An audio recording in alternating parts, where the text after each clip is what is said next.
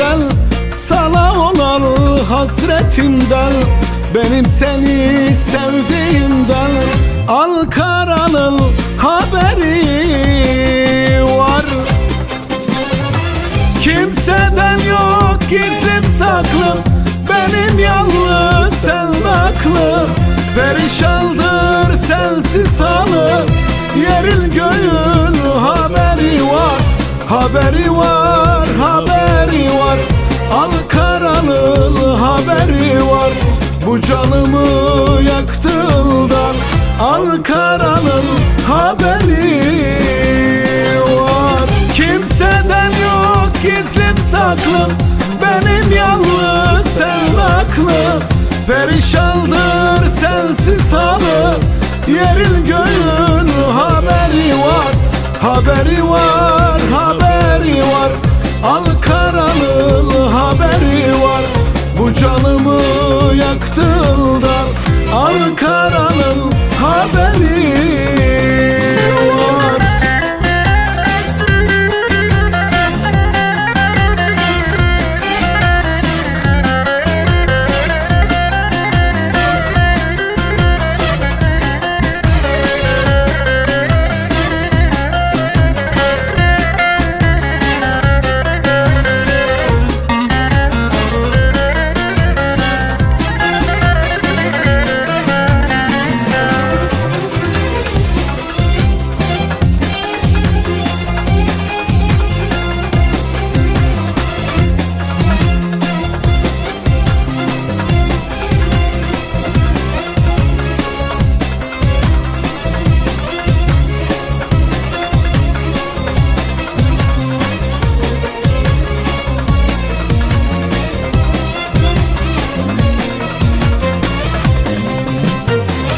Başka birini sevmedim, ömrümce tek seni sevdim.